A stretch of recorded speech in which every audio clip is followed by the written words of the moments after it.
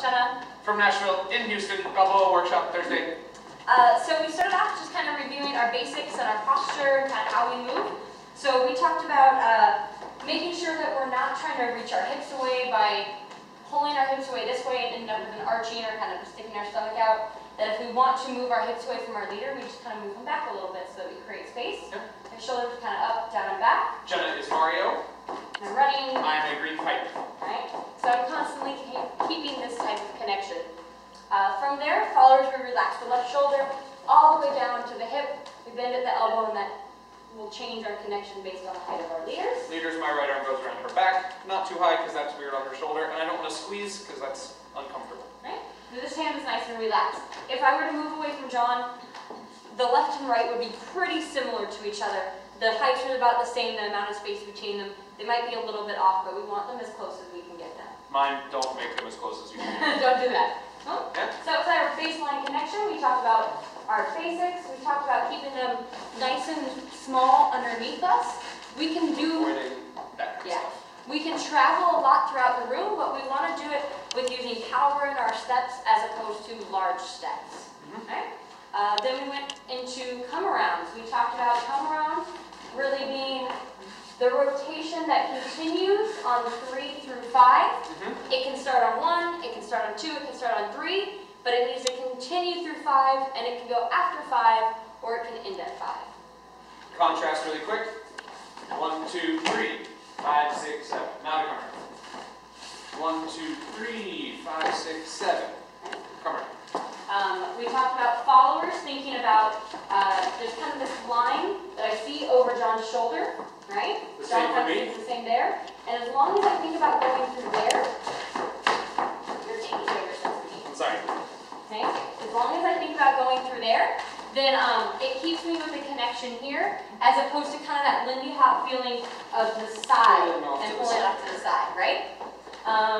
So we did the come-arounds. We talked about they can go either direction, and they can be big, small, fast, slow, but it's all focused on the 3 or the 5. Central point of rotation. So with our valve stuff, we always think there's a central pivotal point that we rotate around, and that's really important in our come-arounds that we focus with that, and it's almost more of a spin that we're rotating around that as opposed to moving around something. Out and ins. The out and ins, we talked about it is out, out, in. So we have 2 outs, 2 ins. We want to continue both of those for those full 2 counts as we move away and in. We don't want out, in. We want out together, in. We talked about the fact that if you go too much on the first one of either of those, you kind of run out of room and you end up not being able to do that. We put that together with our partner. We did our out and ins. We talked about just kind of our basic forward back ones. And we talked about you can move to the side, you can rotate. So they always still need to have that in feeling with them. And then double out, double in.